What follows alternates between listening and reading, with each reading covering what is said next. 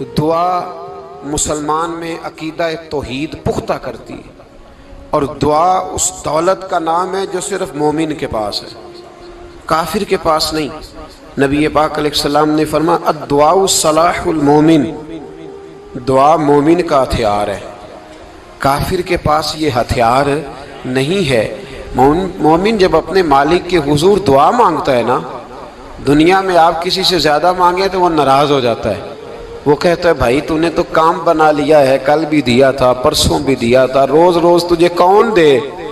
میرے نبی پاک علیہ السلام نے فرمایا جو اپنے رب سے زیادہ مانگتا ہے رب اس سے زیادہ راضی ہوتا ہے، زیادہ راضی ہوتا ہے۔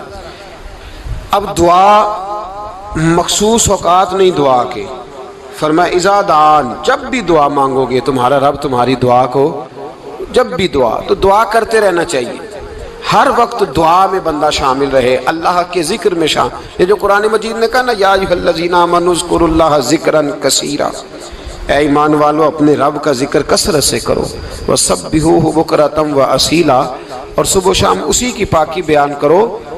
تو اس سے مراد یہ نہیں ہے کہ تسبیح لے کے سارا دن مسجد میں بیٹھے رہو اور کام کوئی نہ کرو، بلکہ اس کا مطلب یہ ہے کہ روٹی شروع کرو تو اللہ کے نام سے، اختتام کرو تو اللہ کے نام، سو جاؤ تو رب کا نام لے کے، سویرے اٹھو تو اللہ کا نام لے کے، جب تمہیں کوئی چیز اچھی لگے تو ماشاءاللہ کہو، جب کوئی مصیبت آئے تو کہو انا للہ و انا الیہ راجعون۔ تو سارا دن اللہ کا ذکر جاری رہے گا۔ نبی پاک صلی اللہ علیہ وسلم نے مسلمان کو ایک دوسرے سے ملنے کا طریقہ بتایا۔ مصیبت آئے تو کیا کہنا ہے؟ صرف فوت کی پہ نہیں کہنا، اس کی وضاحت کر دو۔ کوئی بھی الذین اذا اصابتہم مصیبہ، جب بھی کوئی مصیبت آئے اللہ کے بندے کہتے ہیں ہم اللہ کی طرف سے آئے ہیں اور اللہ کی طرف ہی ہم نے لوٹ جانا۔ تو میرے عزیز ہر وقت اللہ کا ذکر جاری رہے گا، ہر وقت زبان پہ رب کریم کا۔ دیکھیں نا نبی پاک علیہ السلام نے ہمیں ملاقات کا طریقہ بتایا۔ ایک صحابی آئے تو انہوں نے آ کے کہا السلام علیکم، نبی پاک علیہ السلام نے فرمایا رب تعالیٰ نے اسے 10 نیکیاں عطا فرمائی ہیں۔ دوسرے آئے تو انہوں نے کہا السلام علیکم ورحمۃ اللہ، تو محبوب فرمانے لگے، امام بہقی نے اس کو لکھا ہے، محبوب فرمانے لگے رب کریم نے اسے 20 نیکیاں عطا فرمائی۔ ایک اور آئے، عرض کیا السلام علیکم ورحمۃ اللہ وبرکاتہ، محبوب فرمانے لگے اللہ نے اسے 30 نیکیاں عطا فرمائی۔ اچھا اس کا مطلب کیا ہے؟ السلام علیکم، تم پر سلامتی ہو، سادہ ترجمہ یہ ہے کہ تم سلامت رہو، تم سلامت رہو، ورحمۃ اللہ وبرکاتہ، تم پر اللہ کی رحمت بھی ہو اور اس کی برکتیں بھی ہو۔ وہ کیا کہتا ہے؟ وہ کہتا ہے وعلیکم السلام، تم پر بھی سلامتی ہو، ورحمۃ اللہ وبرکاتہ، اللہ کی رحمت ہو اور اس کی۔ یہ جو مسنون دعائیں ہیں نا جو حضور نے ہمیں دعائیں سکھائی ہر موقع پہ، ان کا کمال دیکھیے۔ اب ایک مسلمان نے آتے کہا السلام علیکم، اس کا مطلب کیا ہے؟ تم پر۔ اب وہ جھگڑا کرے گا اسے مارے گا، اس کا مال چھینے گا؟ اس نے تو آتے ہی کہا تم پر سلامتی ہو۔ تو جو سلامتی کی دعا دینے والے ہیں وہ جیب تھوڑی کاٹیں گے، وہ غبن تھوڑی کریں گے، ڈاکہ تھوڑا ڈالیں گے۔ اسلام نے لفظ ہی وہ سکھایا ہے کہ فرمایا جب تم نے ملنا ہے تو تم نے دعائیں کرنی ہیں ایک دوسرے کے لیے۔ اب ہمارے ہاں نئے نئے لفظ آ گئے، ٹیلی فون اٹھایا تو کہا ہیلو، اس کا کیا ترجمہ ہے؟ کون ہے؟ اس کا کیا ترجمہ ہے؟ جی جناب، اس کا کیا مطلب؟ ہم نے دیکھا بڑے بڑے سمجھدار لوگ السلام علیکم کی بجائے کہتے ہیں کیا حال ہے؟ بھائی کیا عجیب بات ہے، بھائی کیا حال ہے کا کیا مطلب ہوا؟ وہ بعد میں کرنے کی بات ہے۔ اور کچھ تھوڑا سا جو ادیب ہیں، جو بیچارے حروف کے پیچ و تاب میں رہتے ہیں، وہ کہتے ہیں آداب عرض ہے۔ وہ کیا ہوتا ہے جی؟ اسلام نے دعا سکھائی ہے السلام علیکم، یہ کتنی خوبصورت دعا ہے۔ جب آپ گھر کے اندر داخل ہوئے تو آپ نے دعا دی السلام علیکم، یہ دعا دی آپ۔ ایک صحابی حاضر خدمت ہوئے، عرض کی یا رسول اللہ صلی اللہ علیہ وسلم میرے گھر میں غربت رہتی ہے، کیا کروں؟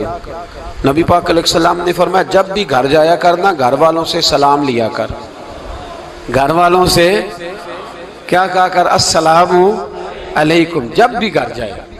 یعنی گھر آیا، اب گھر والوں نے بتایا کہ ماچس کی ڈبیا تو لے آؤ۔ اب یہ دکان کونے پہ تھی گھر والے پہ، وہاں سے ماچس کی ڈبیا لے کے واپس گیا تو کہنے لگا السلام علیکم. پھر گھر والوں نے کہا ہو بتانا یاد ہی نہیں رہا، چینی بھی ختم ہو گئی ہے. تو یہ پھر گیا چینی لینے، لوٹ کے آیا تو کیا کہا؟ جب اللہ چاہتا ہے تو کہے، جب اللہ کے رسول چاہتے ہیں تو کہے. اس کا ترجمہ یہ ہے کہ تو کہہ، تو سلام لے. اللہ رسول چاہ رہے ہیں کہ تو سلام لے تاکہ تیرے گھر میں سلامتیاں ڈال دی جائیں. تو فرمایا سلام لینی ہے تو نے، اور ساتھ تو نے اس طرح کرنا ہے کہ 3 دفعہ سورۃ اخلاص کو پڑھنا ہے. امام قرطبی نے اس کو لکھا ہے. اس نے کہا حضور غربت بڑی ہے. غربت بڑی ہے تو کہ وظیفہ بتائیں. فرمایا جب بھی گھر جاؤ سلام لو اور 3 دفعہ سورۃ اخلاص پڑھو. وہ صحابی کہتے ہیں میں پکا ہو گیا. اب وہ کچھ دنوں کے بعد، کچھ عرصے کے بعد، کچھ مہینوں کے بعد واپس آئے تو صحابہ کرام علیہم رضوان فرماتے ہیں ہماری خواہش تھی کہ یہ کچھ بیان کرے، اب بتائے جو وظیفہ لے کے گیا تھا اس کا رزلٹ کیا نکلا. کہتے اس نے بڑی حیرت انگیز بات کی، حیرت انگیز عجیب انداز میں. کچھ لوگوں کا دل ہوتا ہے نا کہ مجھے ملے میرے پڑوسی کو نہ ملے، اور کچھ کا دل ہوتا ہے یار مجھے بھی ملا ہے اور الحمدللہ میرے پڑوسی کو ملا ہے. تو صحابی جب حاضر ہوئے تو صحابہ کہتے ہیں ہمیں تجسس تھا کہ یہ کچھ بتائیں. تو حضور نے فرمایا کیا حال ہے تیرا؟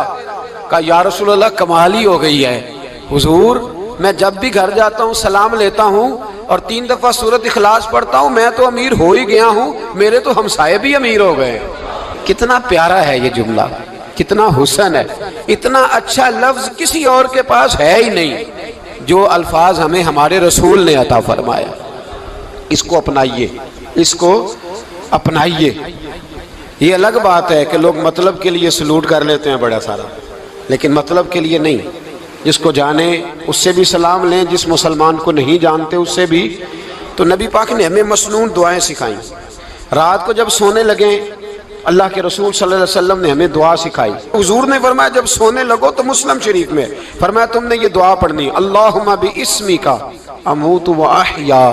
تم نے کہنا اے اللہ میں تیرے نام پر مرتا ہوں اور تیرے نام پر جیتا ہوں. نبی پاک صلی اللہ علیہ وسلم نے ایک حدیث میں فرمایا کہ یہ جو نیند ہے نا یہ موت کی چھوٹی بہن ہے، یہ موت کا ایک حصہ ہے. جس طرح انسان سو جائے تو کوئی خبر نہیں ہوتی کیا ہو رہا ہے، بالکل وہ اٹھا ہے تو اس نے کہا ہو یہ کیا ہوا. سو جاتا ہے نا آدمی، اسے خبر نہیں ہوتی. اوہو میں نے تو 11 بجے اٹھنا تھا، یہ تو 3 بج گئے. اب اسے خبر نہ رہی.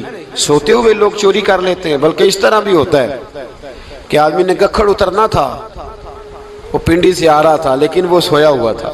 آنکھ تب کھلی جب کاموں کی آ گیا تھا. اب اس کا اس پر زور ہے تو فرمایا کیا پتا اب تو کھل گئی کاموں کی، جا کے لاہور جا کے کسی جگہ پہنچ کے تو یہ بھی ممکن ہے کہ کھلے ہی نہ، نیند ہی موت کا سبب بن جائے. تو کہہ کے سو کہ یا اللہ تیرے نام پہ سو رہا ہوں. اللہ کس نام پہ سو رہا ہوں؟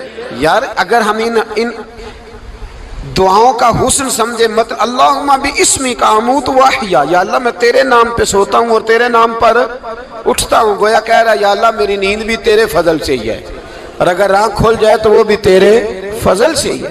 کتنا اعلیٰ نبی پاک علیہ السلام نے انداز سکھایا. اور پھر بخاری شریف میں حدیث موجود ہے، فرمایا جب اٹھو تو کہو الحمدللہ الذی احیانا احیانا بعد ما اماتنا والیہ النشور. فرمایا جب تم سو کے اٹھو تو پھر کہو اے اللہ ساری تعریفیں تیرے لیے، تمام تعریفیں جس نے ہمیں موت کے بعد حیات دی. موت کے بعد فرمایا احیانا بعد ما اماتنا، ہمیں مرنے کے بعد گویا اللہ کا شکر ادا کر کے آنکھ کھل گئی. دیکھیں کس طرح اسلام مسلمان کو اللہ کے ساتھ جوڑتا ہے. فرمایا شکر کر، آنکھ کھل گئی. کہ یا اللہ تیرا شکر ہے تو نے موت کے بعد ہمیں دوبارہ حیات عطا فرمائی، یہ شکر ادا کرو. گویا تم یہ نہ کہنا کہ میں اٹھ گیا ہوں تو میرا کمال ہے، یہ نہ سمجھنا میں اٹھ گیا ہوں تو میں بڑا پابند ہوں، جب میں ارادہ کر لوں کہ میں نے 11 بجے اٹھنا ہے تو پھر میں اٹھ جاتا ہوں. یہ نہ کہنا کہ یہ الارم بڑا اچھا ہے، یہ مجھے اٹھا لیتا ہے. ذہن کے اندر خیال کر کہ نیند تو موت کی طرح تھی، یہ جو میں اٹھ گیا ہوں تو اپنے رب کے فضل سے اٹھا ہوں. جو میں اٹھ گیا ہوں، جو ابھی اٹھے ہیں وہ تو بول دینا کم از کم کہ میں اپنے رب کے فضل سے اٹھ گیا. تو دعا سکھائی. پھر دیکھیے نبی پاک صلی اللہ علیہ وسلم نے فرمایا جب تم بیت الخلاء میں جاتے ہو نا، واش روم میں جاتے ہو، تو گندی چیزیں ہوتی ہیں وہاں، شیطان ہوتے ہیں، جنات ہوتے ہیں، یہ گندگی پہ ہوتے ہیں۔ جب تم واش روم جاؤ، بیت الخلا جائے، تب بھی دعا مانگو۔ کیا دعا مانگو؟ وہ دعا بھی نبی پاک صلی اللہ علیہ وسلم نے ہمیں تعلیم فرمائی اور بخاری میں ہے، کہا پڑھا کرو، اللہم انی اعوذ بک من الخبث والخبائث۔ کہو اے اللہ، ناپاک چیزوں سے میں تیری پناہ مانگتا ہوں، وہ نر ہوں یا مادہ ہوں۔ اللہ میں تیری پناہ مانگتا ہوں۔ واش روم کے اندر بہت ساری بری چیزیں ہوتی ہیں، جوان میری بات پر توجہ فرمائیں، وہاں بہت ساری گندی چیزیں ہوتی ہیں۔ انسان کئی دفعہ واش روم میں جاتا ہے، اسے وسوسے زیادہ آتے ہیں، یہ نوٹ کریں میری بات کو۔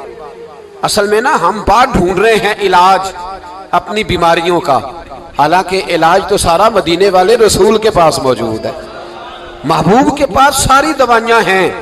تو نبی پاک علیہ السلام دیکھیں نا، انسان واش روم میں جاتا ہے، اسے وسوسے آتے ہیں، برے خیالات آتے ہیں، وہ گناہ کی طرف کئی دفعہ مائل ہوتا ہے، تو کہا تو دعا پڑھ کے جا، اللہم انی اعوذ بکا، یا اللہ میں تیری پناہ مانگتا ہوں، من الخبث والخبائث، ہر خبیث اور بری چیز سے میں تیری پناہ مانگتا ہوں، وہ نر ہو یا یار۔ کتنا عظیم دین ہے، کتنا عظیم میرے مصطفیٰ کریم کا وہ والا دین ہے۔ اصل میں اللہ کرے بی اے پاس بچے کو بیت الخلا کی دعا بھی یاد ہو جائے، ایسے یاد ہو جائے، اور اس کے ماں باپ سمجھ لیں کہ جوان ہو گیا ہے، تو اب ہو سکتا ہے اس کی طرف شیطان حملہ زیادہ کرے، اسے خراب کرنے کی کوشش کرے، تو لہٰذا اسے دعا سکھائی جائے تاکہ اس کو پہلے سے پتا ہو کہ میں نے اس بے ایمان سے بچنا کس طرح سے۔ اب آپ دیکھیے نبی پاک علیہ الصلوۃ والسلام نے ہمیں دعا سکھائی، مصنف ابن ابی شیبہ میں۔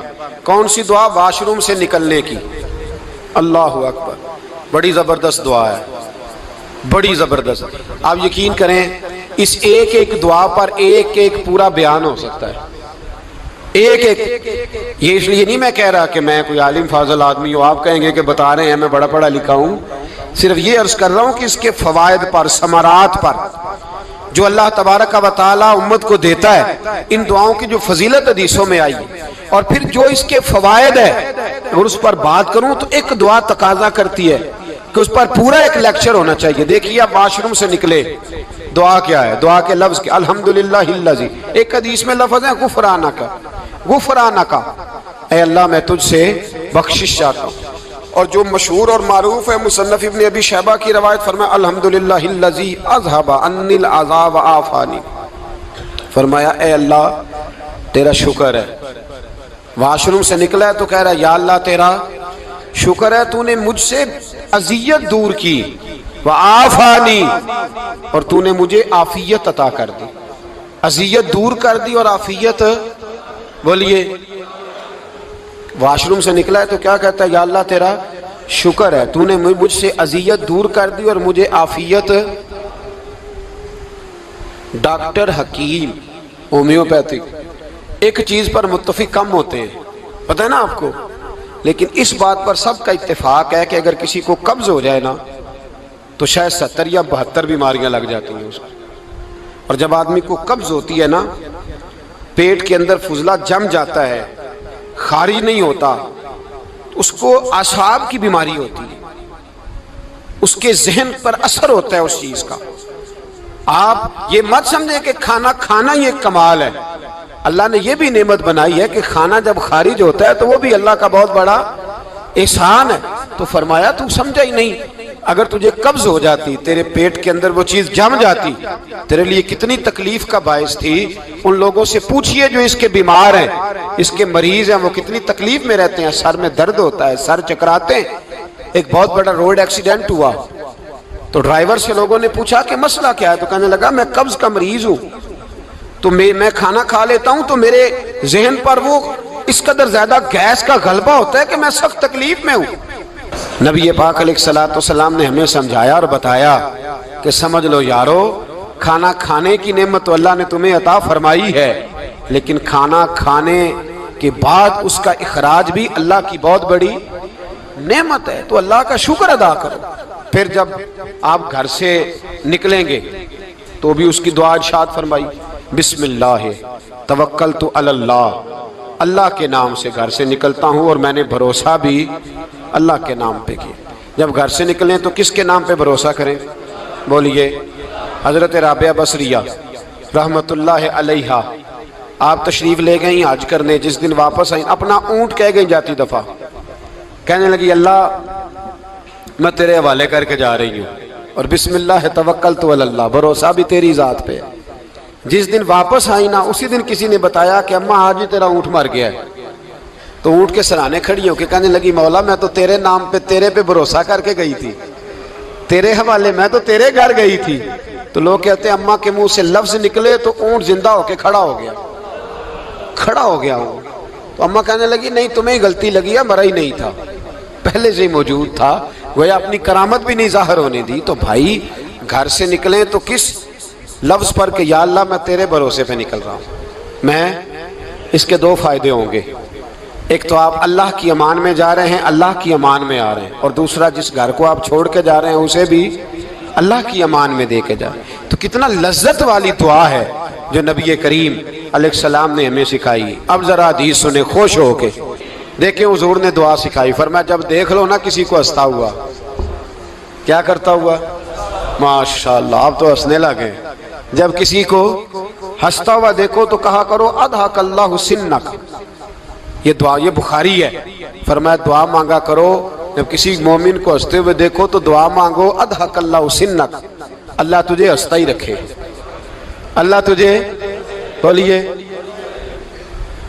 جل نہ جایا کرو کہ میں پریشان ہوں تو یہ ہنس کیوں رہا ہے، جھلا نہ کرو، بلکہ کیا کہا کرو اللہ تجھے ہنستا رکھے، اللہ تجھے۔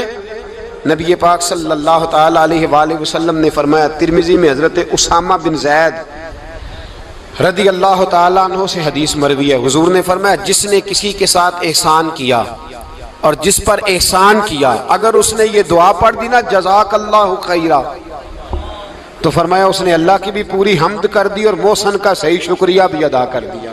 کیا کہنا ہے؟ جزاک اللہ، اللہ تجھے بہترین جزا عطا کرے۔ اس کا ترجمہ کیا ہے؟ اللہ تجھے بہترین، کیونکہ حضور فرماتے ہیں من لم یشکر الناس ولم یشکر اللہ، جس نے بندوں کا شکریہ ادا نہیں کیا اس نے اللہ کا بھی شکریہ ادا نہیں کرنا۔ تو کیا کہنا چاہیے؟ جزاک اللہ خیرہ۔ اور اگر اماں کہتی ہو بچوں کو انگریزی سکھانی ہے تو کیا کہنا ہے پھر؟ شکریہ ادا کرنے میں کیا کہنا ہے؟ Thanks, thank you. او خدا کے اس کا ثواب کتنا ہے؟ بولے انگریزی ایک زبان ہے، اس کو زبان ہی رہنے دیں گے۔